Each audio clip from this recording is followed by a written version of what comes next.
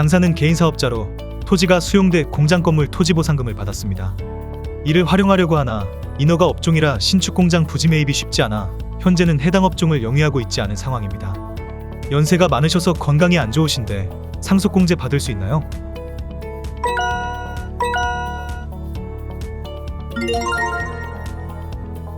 일단 안 됩니다.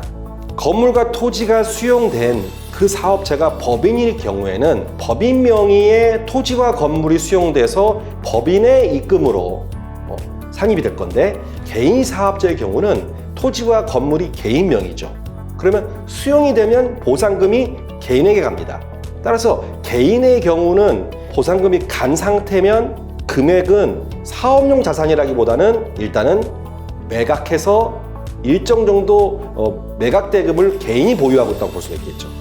일단 안 되는 이유는 개인 사업자의 경우에는 세 가지를 보시면 됩니다. 토지, 건물, 기계장치 등 비품만 해당된다고 보시면 되고요. 여기에 더해서 유형 고정자산이 아닌 무형 고정자산, 즉 특허, 상표, 임차보증금 등도 해당된다고 보시면 됩니다. 따라서 개인 사업자는 주식이 법인처럼 있어서 그 주식에 보유하고 있는 모든 자산들의 가치가 주식 가치로 환원되는 개념이 아니라, 개인 사업자는 각각의 것들을 개인이 보유하는 형태로 되기 때문에 좀 범위가 국한됩니다. 따라서 어떻게 된다고요?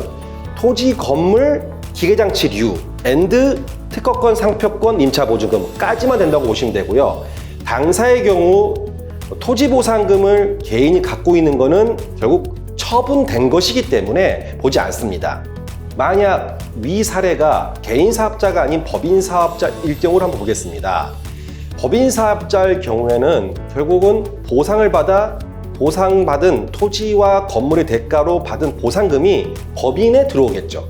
그런데 인허가 업종이기 때문에 매출이 발생하지 않은 채 이어져 갈 겁니다. 그럼 이 회사는 3년간 순이익이 제로인 회사겠죠.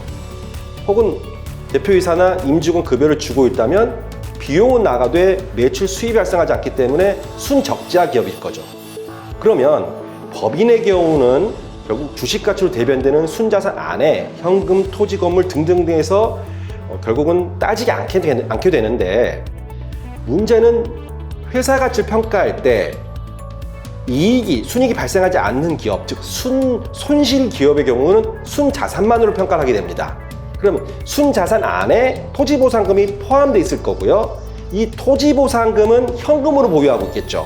그러면 법인의 업무 무관자산 중에 과다보유 현금, 5년 동안 평균 보유 현금의 150% 이상이 되는 부분에 대해서는 과다보유 현금으로 해서 업무 무관자산으로 제외시켜 버립니다.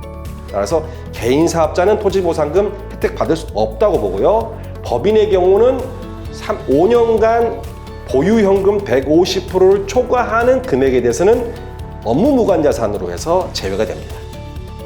개인 사업자는 소득세를 적용받기 때문에 토지보상금은 개인 자산임. 일반 상속. 개인 사업자의 혜택 범위는 토지, 건물, 기계장치, 무형자산 및 임차보증금까지만 해당함. 공장을 매입하여 인허가 사업을 재개할 경우 상속 공제를 받을 수도 있음.